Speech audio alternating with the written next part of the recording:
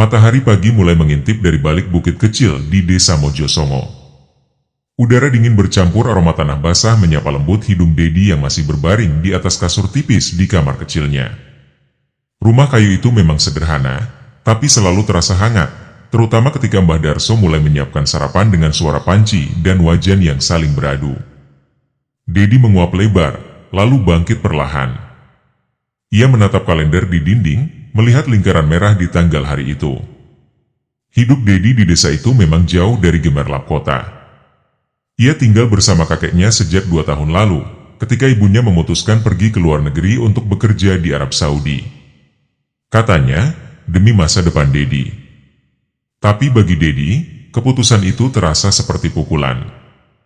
Ia tidak marah pada ibunya, hanya saja, ia merasa kehilangan sosok pelindung sekaligus teman bercerita. Ayah Dedi. Sosok itu seperti bayangan samar di ingatannya. Mereka bercerai ketika Dedi masih kelas 1 SD, dan sejak itu, ayahnya tak pernah lagi muncul dalam kehidupannya. Dedi adalah anak yang cerdas, tangguh, dan penuh rasa ingin tahu. Meski sering merasa kesepian, ia tak suka mengeluh. Di sekolah, ia dikenal sebagai anak yang pandai. Namun, di balik kepintarannya, ia menyimpan kerinduan mendalam akan kehangatan keluarga yang utuh. Dedi juga punya jiwa pemberani. Ia tak segan membantu Mbah Darso di ladang, bahkan saat teman-temannya sering mengejeknya sebagai anak petani. Baginya, membantu kakeknya adalah cara untuk membalas kebaikan sang kakek yang sudah merawatnya sepenuh hati. Mbah Darso adalah petani tua yang bijaksana dan penuh kasih. Meski tubuhnya mulai melemah dimakan usia, semangatnya tetap membara. Ia mengajarkan Dedi banyak hal, dari cara menanam padi hingga filosofi hidup sederhana. Di Idi, hidup itu seperti sawah. Kalau kamu rawat dengan sabar, pasti hasilnya bakal manis. Tapi kalau malas, ya cuma dapat rumput. Begitu kata-kata yang sering diucapkan Mbah Darso sambil memandangi sawahnya yang hijau. Hidup bersama Mbah Darso memang tak selalu mudah. Kiriman uang dari Ibu Dedi hanya cukup untuk kebutuhan pokok, seperti beras, minyak, dan keperluan sekolah. Untuk tambahan, Mbah Darso menjual hasil panen di pasar.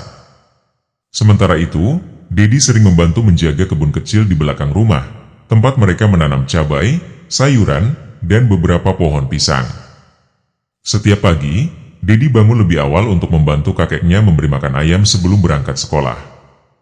Sepulang sekolah, ia sering membantu Mbah Darso di sawah atau sekadar menemani kakeknya berbincang di balai-balai bambu depan rumah. Kiriman uang dari ibunya digunakan dengan sangat hemat. Selain untuk kebutuhan sehari-hari, sebagian disimpan Mbah Darso untuk biaya sekolah Dedi. Kamu harus sekolah tinggi, di Idi. Jangan kayak Mbah, cuma bisa jadi petani, begitu pesan Mbah Darso. Meski Dedi jarang mengungkapkan perasaannya, ada malam-malam ketika ia termenung memandang foto ibunya yang tergantung di dinding kamar. Kadang ia bertanya dalam hati, apa ibu juga merasa kesepian di sana? Namun, hidup bersama Mbah Darso mengajarkan Dedi banyak hal. Ia belajar bahwa keluarga bukan hanya soal darah, tapi soal cinta dan pengorbanan. Dan meski ia tak punya banyak, ia merasa cukup selama masih ada Mbah Darso di sisinya. Mojosongo, sebuah desa kecil yang tenang di permukaan, menyimpan cerita-cerita kelam yang hanya dibisikkan orang-orang di balik pintu tertutup. Di setiap sudut, rumor tentang pesugihan menyebar seperti kabut tipis, menyelimuti setiap percakapan. Orang-orang berbicara tentang tetangga yang mendadak kaya, sawah yang tak pernah gagal panen meski musim paceklik, atau suara aneh yang terdengar dari rumah megah di malam hari. Ibu Dedi, Sri, awalnya sangat ragu untuk menitipkan anak sematawayangnya ke Mbah Darso. Ia tahu persis reputasi desa itu tempat pesugihan dianggap sebagai jalan pintas menuju kekayaan. Bagaimana kalau Dedi dijadikan tumbal oleh orang-orang yang serakah itu? Pikir Sri setiap malam sebelum tidur, memandangi foto Dedi yang selalu ia bawa ke tempat kerjanya di luar negeri. Namun, di sisi lain, ia percaya pada ayahnya, Mbah Darso, yang merupakan seorang pria bijak dan penuh kehati-hatian. Mbah Darso juga bukan orang biasa, meski kini hanyalah seorang petani tua, darah seorang kiai mengalir di nadinya. Kakek dari Mbah Darso dulunya adalah seorang kiai besar di Mojosongo, yang sering dimintai tolong untuk mengusir makhluk gaib atau menyembuhkan orang yang terkena santet. Keputusan Sri untuk menitipkan Dedi akhirnya didasari oleh keyakinan pada dua hal. Keamanan Dedi di bawah pengawasan Mbah Darso. Mbah Darso memiliki pengetahuan yang cukup tentang hal-hal gaib. Meski ia tidak lagi aktif sebagai orang pintar, ia tetap bisa merasakan kehadiran energi-energi jahat di sekitarnya. Sri yakin bahwa Mbah Darso tidak akan membiarkan Dedi menjadi korban dari pesugihan siapapun. Kehidupan desa yang penuh nilai tradisional. Sri percaya bahwa tinggal di desa bersama kakeknya akan membentuk karakter Dedi menjadi anak yang tangguh dan beradab. Ia ingin Dedi tumbuh dengan nilai-nilai kebaikan yang sederhana, bukan dikelilingi oleh hiruk-pikuk kota yang penuh godaan. Percayalah, Di, kakekmu lebih dari sekadar pelindung. Dia juga gurumu. Dengarkan semua nasihatnya, kata Sri saat mengantar Dedi ke Mojosongo untuk pertama kalinya. Mbah Darso tahu betul siapa saja di desanya yang menggunakan pesugihan. Tidak semua orang berani mengakuinya secara terang-terangan, tapi tanda-tandanya jelas bagi mereka yang paham. Rumah yang selalu tertutup rapat saat malam. Anggota keluarga yang meninggal mendadak tanpa sebab jelas. Bagi Mbah Darso, pesugihan adalah jalan pintas yang tidak hanya merusak hubungan manusia dengan Tuhan, tetapi juga dengan sesamanya. Orang yang menggunakan pesugihan itu seperti menanam benih di tanah yang sudah busuk. Cepat atau lambat, semua akan hancur, ujarnya suatu hari kepada Dedi. Namun, Mbah Darso tidak pernah terang-terangan memusuhi pelaku pesugihan. Baginya, mereka hanyalah orang-orang yang tersesat dalam keputusasaan. Ia memilih untuk mendoakan mereka daripada menghakimi secara langsung. Di, orang yang pakai pesugihan itu sebenarnya hidup dalam ketakutan. Kaya, tapi selalu dihantui rasa bersalah dan kehilangan. Jangan pernah iri pada mereka, pesan Mbah Darso pada Dedi. Tinggal di desa yang penuh rumor tentang pesugihan membuat Dedi menjadi lebih waspada. Ia sering mendengar cerita dari teman-temannya di sekolah tentang pedagang di pasar yang bisa membangun rumah megah, mobil atau tetangga yang sering terlihat keluar rumah pada malam hari. Meski begitu, Dedi tidak pernah terlalu memikirkan cerita-cerita itu. Ia lebih fokus membantu kakeknya di sawah dan belajar untuk menghadapi ujian sekolah. Namun, ada saat-saat di mana rasa penasaran menguasainya, terutama ketika malam tiba dan suara-suara aneh terdengar dari arah rumah tetangga. "Mbah, kenapa kita nggak pindah aja ke kota?" Katanya, di sini banyak yang pakai pesugihan. Tanya Dedi suatu malam. Mbah Darso tersenyum sambil mengelus kepala Dedi. Pindah itu bukan solusi, Di. Kalau kita benar, kita gak perlu takut sama yang salah. Lagian, Mbah ada di sini buat jagain kamu. Hari itu, matahari masih bersinar terik meski jam baru menunjukkan pukul 11 siang. Dedi mengayuh sepeda tua peninggalan Mbah Darso dengan hati ringan, senang karena ujian selesai lebih awal. Ia melewati jalan berdebu yang menghubungkan desanya dengan desa seberang, melewati sawah, beberapa rumah, dan akhirnya pasar tradisional yang selalu ramai. Saat melewati pasar, perhatian Dedi tertuju pada sebuah tempat sampah besar di sudut pasar. Di sana, seekor kucing hitam kurus tampak mengendus-endus sisa makanan. Badannya kecil, bulunya kusut, dan matanya menatap tajam penuh harap pada tumpukan sampah. Dedi berhenti.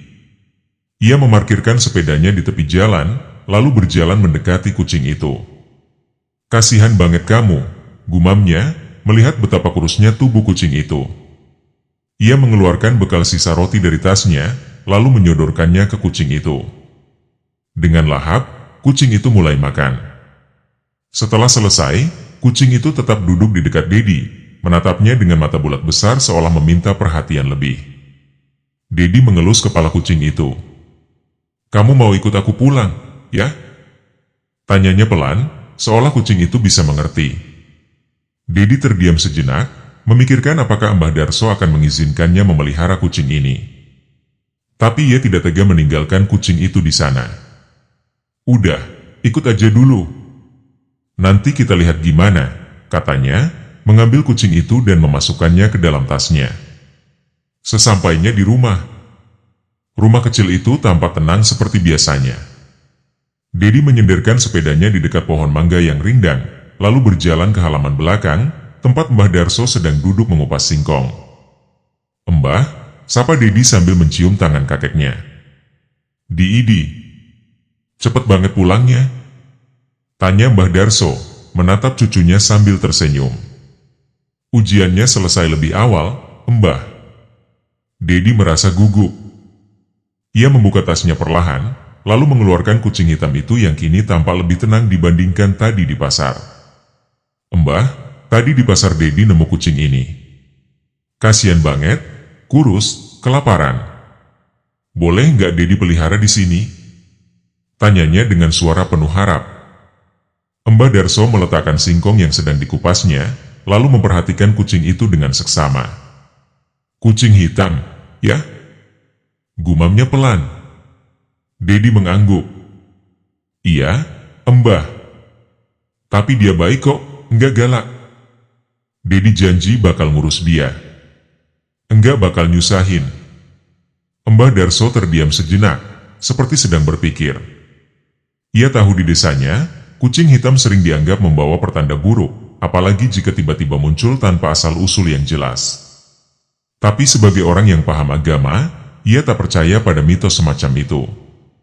Kucing itu makhluk hidup juga, Di. Kalau kamu mau pelihara, ia harus tanggung jawab.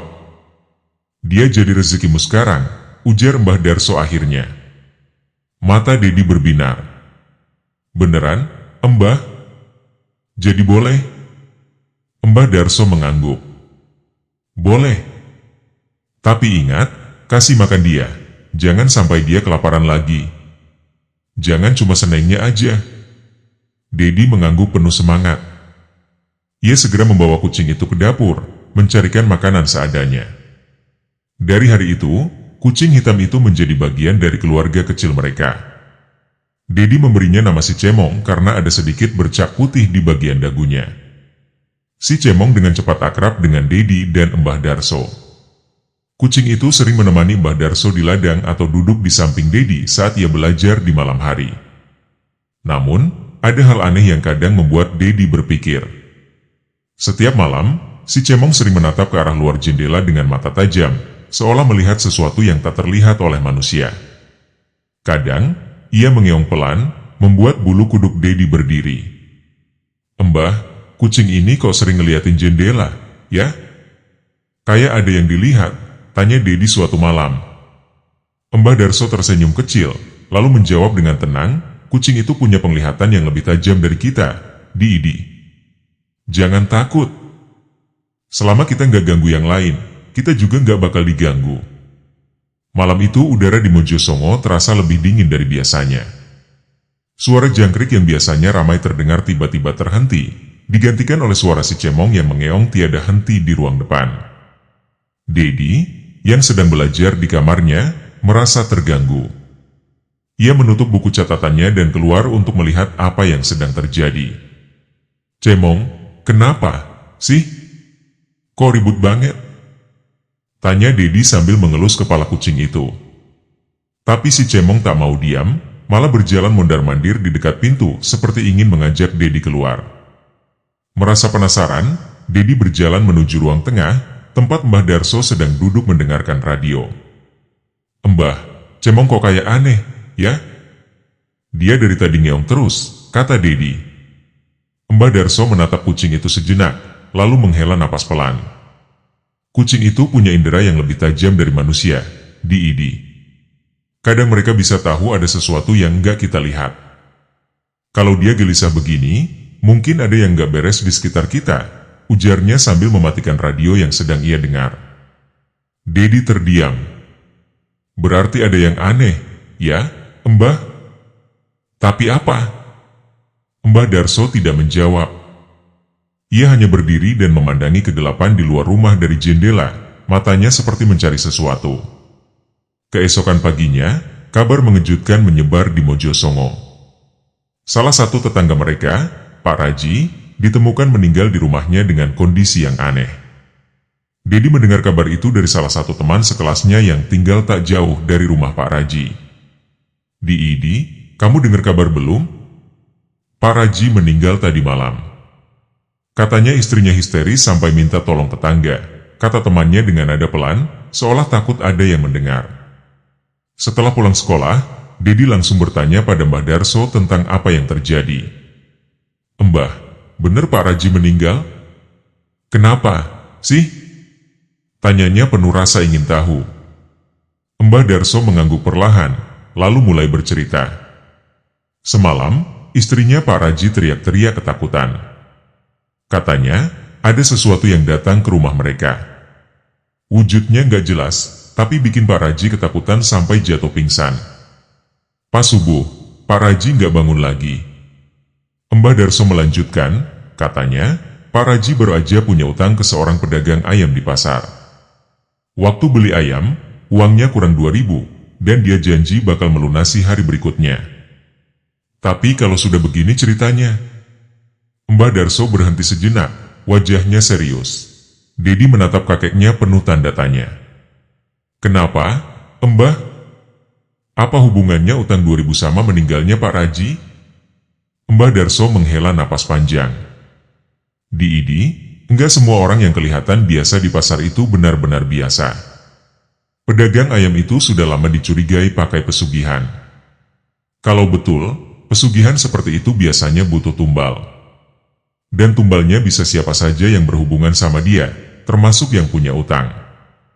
Dedi merinding mendengar penjelasan itu.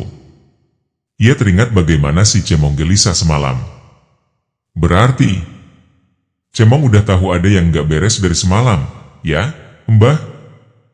Mbah Darso mengangguk. "Bisa jadi. Makhluk seperti dia memang lebih peka. Tapi kamu nggak usah terlalu takut, Di. Yang penting kita nggak punya urusan sama orang-orang yang suka begitu."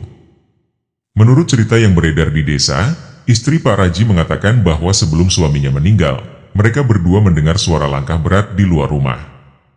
Suara itu seperti langkah binatang besar, meskipun mereka tidak melihat apa-apa saat membuka pintu. Kemudian, Pak Raji mulai merasa sesak napas, wajahnya pucat, dan ia terus mengeluh bahwa ada sesuatu yang mengawasinya. Tak lama setelah itu, ia pingsan dan tak pernah sadar lagi. Mbah Darso hanya bisa menggelengkan kepala setiap kali mendengar cerita itu. Harta dari pesugihan itu nggak pernah bawa berkah, Di. Orang yang serakah cuma bikin celaka dirinya sendiri dan orang lain, katanya. Sejak kejadian itu, Dedi semakin menyayangi si Cemong. Ia merasa kucing hitam itu bukan sekadar peliharaan, tapi juga semacam penjaga bagi dirinya dan kakeknya. Cemong sering duduk di depan pintu rumah setiap malam, seperti sedang berjaga. Namun, Dedi juga merasa semakin penasaran dengan apa yang sebenarnya terjadi di desanya. Apakah masih ada orang lain di pasar atau di sekitar mereka yang menggunakan pesugihan? Dan bagaimana jika suatu saat hal itu mengancam keluarganya? Hari itu cuaca cerah, dan Dedi seperti biasa mengayuh sepeda tua milik Mbah Darso sepulang sekolah. Saat melintasi jalan dekat pasar, matanya menangkap sesuatu yang mencolok di pinggir jalan. Uang 10.000 tergeletak begitu saja, terlipat rapi, seperti sengaja diletakkan di sana. Dedi berhenti, memarkirkan sepedanya, dan memandangi uang itu dari jarak dekat. Dalam hatinya muncul keraguan. Apa ini uang pesugihan? Yang sengaja ditaruh untuk mencari tumbal? Pikirnya. Ia teringat cerita-cerita dari kakeknya tentang uang yang ditinggalkan oleh orang-orang yang menggunakan pesugihan untuk menjerat korbannya. Namun, ia segera menepis pikiran itu. Masa cuma 10.000? Mana mungkin uang pesugihan? Kalau 100.000, baru curiga, gumamnya sambil mengambil uang itu dan menyimpannya di saku. Sesampainya di rumah, Dedi langsung menurunkan sepedanya dan masuk ke dalam rumah. Si Cemong, seperti biasa, sudah menunggu di depan pintu. Dedi tersenyum, mengelus kepala kucing hitam itu, lalu mengeluarkan sisa uang jajannya untuk membeli sedikit ikan di warung. "Cemong, rezeki kamu nih," kata Dedi sambil meletakkan ikan itu di mangkuk kecil. Si Cemong mengeong senang, lalu melahap makanannya dengan lahap. Dedi lupa sama sekali untuk menceritakan kepada Mbah Darso tentang uang yang ia temukan. Setelah memberi makan si Cemong, ia segera menuju sawah untuk membantu kakeknya yang sedang memanen singkong. Malam itu, Dedi merasa gelisah. Ia duduk di meja belajarnya, mencoba mengerjakan tugas, tapi pikirannya terasa kacau. Ada sesuatu yang mengganjal di hatinya, meskipun ia tak tahu apa. "Kenapa aku nggak enak hati, ya?" gumamnya.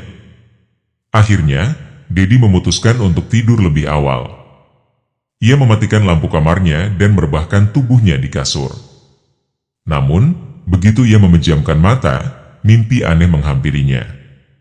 Dalam mimpinya, ia melihat sesosok makhluk tinggi besar berbulu lebat dengan mata merah menyala. Makhluk itu berdiri di tengah rumahnya, mengeluarkan suara geraman yang membuat bulu kuduknya berdiri. Dedi ingin berteriak, tapi tubuhnya terasa kaku, tak bisa bergerak. Tiba-tiba, si cemong muncul dari kegelapan. Kucing hitam itu terlihat lebih besar dari biasanya, bulunya berdiri, dan matanya bersinar tajam. Ia melompat ke arah makhluk itu, mencakar dan menggigit dengan penuh keberanian. Makhluk berbulu itu tampak kesakitan, menggeram marah, lalu perlahan mundur ke arah pintu sebelum akhirnya menghilang dalam gelap. Dedi terbangun dengan napas tersengal-sengal. Keringat dingin membasahi wajahnya, meski udara malam terasa dingin. Ia menatap sekeliling kamarnya, memastikan semuanya baik-baik saja. Si cemong sedang duduk di pojok ruangan, menatap Dedi dengan tenang seolah memastikan bahwa semuanya aman. Pagi harinya, Mbah Darso tampak murung saat sarapan. Dedi, yang masih merasa aneh dengan mimpinya semalam, memberanikan diri bertanya, "Mbah, semalam Dedi mimpi aneh. Dedi ketemu makhluk tinggi besar di rumah ini. Tapi anehnya, cemong di mimpi itu kayak ngelawan makhluk itu," kata Dedi, berharap mendapat jawaban dari kakeknya. Wajah Mbah Darso berubah serius. "Kamu mimpi itu juga, Di?" tanyanya pelan. Dedi mengangguk. "Mbah juga mimpi sama, ya?" Mbah Darso menghela napas panjang. Ia Mbah mimpi ada makhluk besar itu masuk ke rumah. Dia kayak mau nyerang, tapi cemong ngelawan dia sampai akhirnya dia pergi. Dedi terdiam. Ia merasa bulu kuduknya meremang. "Berarti itu bukan cuma mimpi, ya, Mbah?" Mbah Darso menatap Dedi tajam. "Kamu ada bawa sesuatu ke rumah ini, Di? Barang apa saja, uang, atau apapun yang kamu ambil tanpa izin?" Dedi tiba-tiba teringat uang 10.000 yang ia temukan kemarin di jalan. Wajahnya langsung pucat. "Mbah, Dedi nemu uang di jalan kemarin, dekat pasar. Cuma 10.000, Mbah." Dedi pikir nggak apa-apa, katanya dengan suara pelan. Mbah Darso menggelengkan kepala, ekspresinya tegas. "Di, meskipun cuma 10.000, kalau uang itu bagian dari pesugihan, itu bisa membawa bahaya ke rumah kita. Makhluk itu datang karena dia mengikutimu." Tanpa menunggu lama, Mbah Darso segera mengajak Dedi keluar rumah. Mereka membawa uang itu ke sebuah tempat yang agak jauh dari rumah, lalu Mbah Darso membakar uang tersebut sambil membaca doa-doa.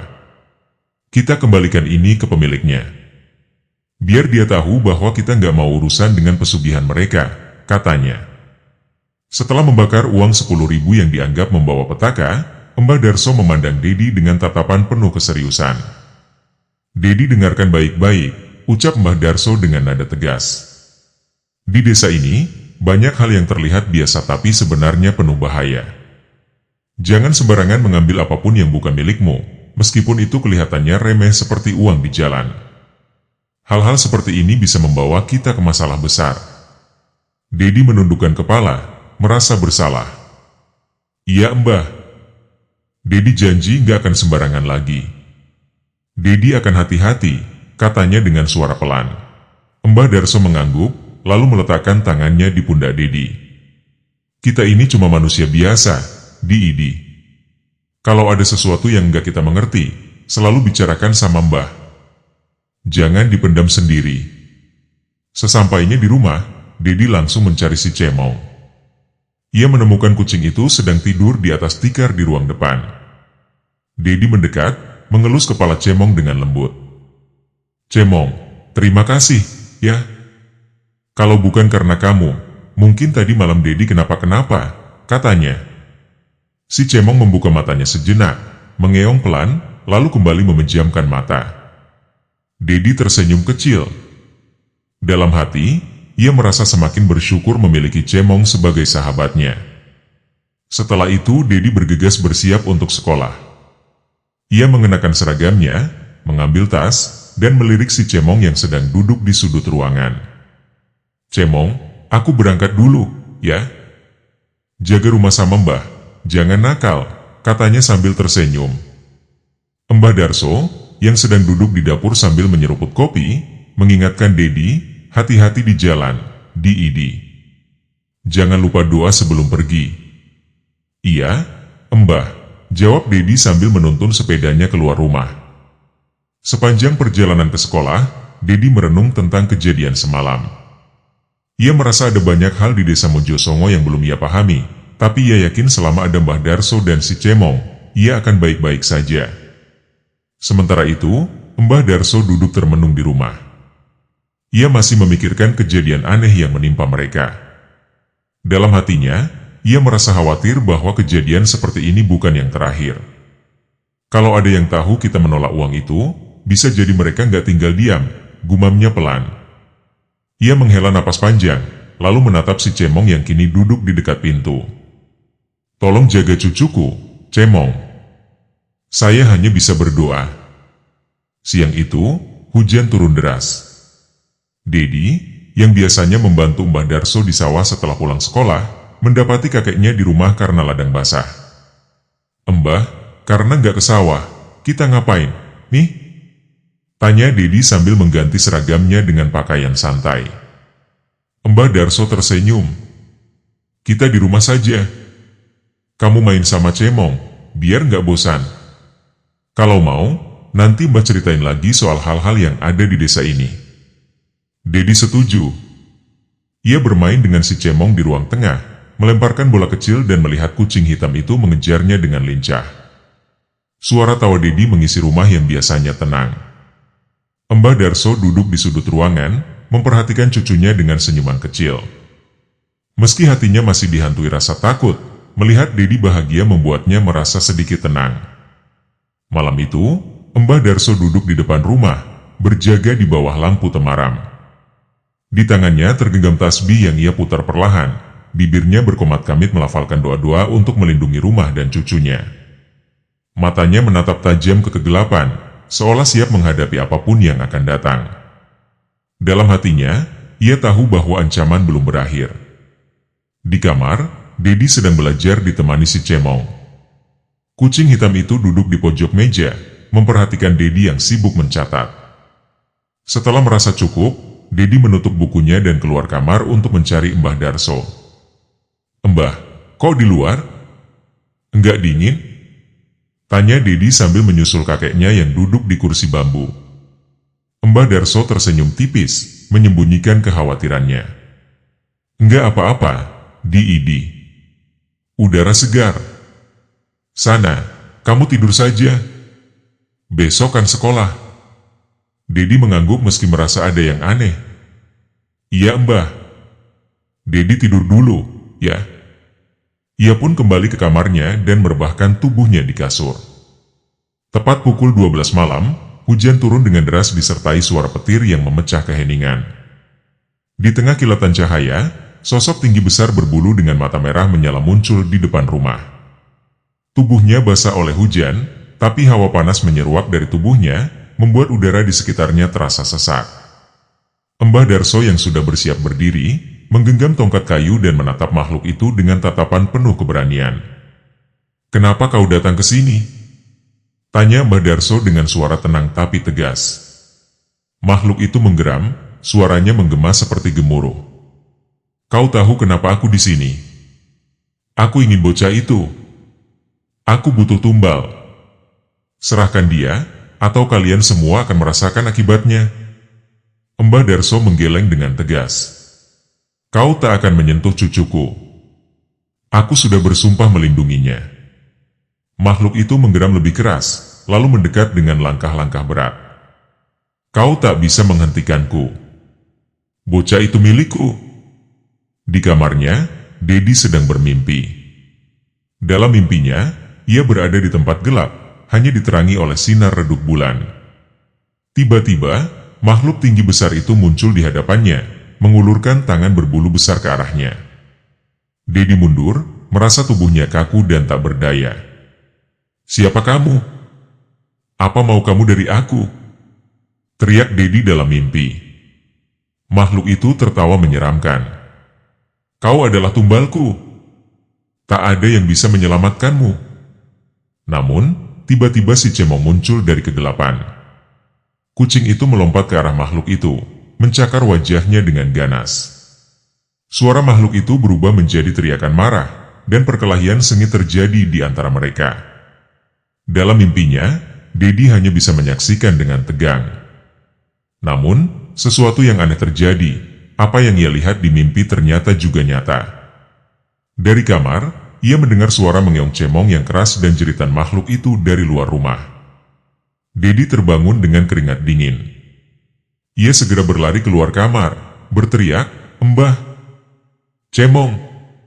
Di depan rumah, di bawah hujan deras, Dedi mendapati Mbah Darso sedang berlutut, menggendong tubuh kecil si Cemong yang tergeletak lemah. Tubuh kucing itu basah kuyup, dengan napas yang sudah tiada. Dedi berlutut, menangis histeris. "Cemong! Bangun, Cemong! Kamu nggak boleh pergi!" Ia memeluk kucing kesayangannya erat, air matanya bercampur dengan hujan. Mbah Darso menatap Dedi dengan mata berkaca-kaca. "Di, Cemong sudah melakukan tugasnya. Dia melindungimu dari makhluk itu. Kadang, pengorbanan adalah bagian dari kehidupan. Kita harus ikhlas." "Tapi, Mbah kenapa harus Cemong? Kenapa dia harus pergi?" Tangis Dedi semakin deras. "Karena dia tahu apa yang paling berharga. Dia sahabatmu, Di. Dia melindungi yang ia sayangi," jawab Mbah Darso sambil memeluk cucunya yang menangis. Malam itu juga, mereka menggali lubang kecil di bawah pohon jambu di halaman belakang. Dengan tangannya sendiri, Dedi menurunkan tubuh kecil si Cemong ke dalam tanah. Ia menaburkan bunga-bunga liar yang ia petik meski hujan masih mengguyur tubuhnya. "Terima kasih, Cemong. Kamu gak cuma sahabatku, tapi juga pahlawan. Aku gak akan pernah lupa sama kamu," bisik Dedi di sela isak tangisnya. Setelah selesai, Dedi duduk di samping makam si Cemong, memandanginya dengan perasaan hampa. Malam itu terasa begitu sunyi meskipun hujan terus turun. Malam itu terasa berat bagi Dedi. Ia menatap setiap sudut rumah mengingatkannya pada si Cemong. Bola kecil yang biasa mereka mainkan, tempat tidur Cemong di sudut ruangan, bahkan suara mengeongnya yang khas, semuanya kini hanya menjadi kenangan. Namun, Dedi juga merasa ada kekuatan baru dalam dirinya. Ia tahu bahwa Cemong telah memberikan segalanya untuk melindunginya. Dalam hati, ia berjanji untuk lebih kuat dan menjaga warisan keberanian dari sahabat kecilnya itu. Pagi itu, Mbah Darso duduk di teras rumah dengan secangkir kopi hangat. Pandangannya jauh menerawang kehamparan sawah yang basah oleh hujan semalam. Sementara itu, Dedi sedang menyapu halaman rumah sambil sesekali melirik ke arah pohon jambu, tempat si Cemong dimakamkan. Rasa kehilangan masih begitu terasa. Tiba-tiba, seorang tetangga datang. Wajahnya terlihat cemas. "Pak Darso, dengar kabar belum? Pedagang ayam di pasar itu meninggal semalam," ucapnya. Mbah Darso tertegun. "Meninggal? Apa sebabnya?" tanyanya, meskipun dalam hati ia sudah menduga sesuatu. Katanya meninggal mendadak.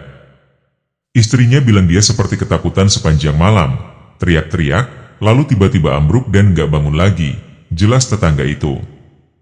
Mbah Darso mengangguk pelan, lalu mengucapkan doa dalam hati. Akhirnya, hukumannya datang juga. Tapi ini belum selesai. Masih banyak di desa ini yang menggunakan jalan sesat, pikirnya. Meskipun merasa sedikit lega, ia tetap memasang kewaspadaan tinggi. Dedi bersiap berangkat ke sekolah seperti biasa, membawa tasnya sambil menuntun sepeda tua milik Mbah Darso. Tapi kali ini langkahnya terasa berat. Sepanjang perjalanan, ia merasa ada yang kurang. Biasanya, ia akan berbicara dengan si Cemong atau bermain dengannya saat pulang. Kini, rumah terasa sepi. Di sekolah, Dedi mencoba tersenyum dan berbaur dengan teman-temannya, tapi pikirannya masih dipenuhi kenangan tentang Cemong. Ia tahu, hidupnya kini harus kembali seperti dulu, tanpa sahabat kecilnya itu. Malam itu, setelah seharian penuh kelelahan, Dedi tertidur lebih awal. Dalam mimpinya, ia berada di sebuah padang hijau yang dipenuhi bunga liar. Di sana, si Cemong berdiri, terlihat sehat dan ceria seperti biasa. Dedi mendekat dan berlutut di hadapan kucing itu. "Cemong, terima kasih sudah menyelamatkan aku. Kamu benar-benar sahabat terbaikku. Aku akan selalu ingat kamu," ucap Dedi dengan suara bergetar. Si Cemong mengeong lembut, menggosokkan kepalanya ke tangan Dedi, seolah ingin mengatakan bahwa ia juga bahagia. Lalu, perlahan, kucing itu berjalan menjauh, menghilang di balik cahaya terang yang semakin besar.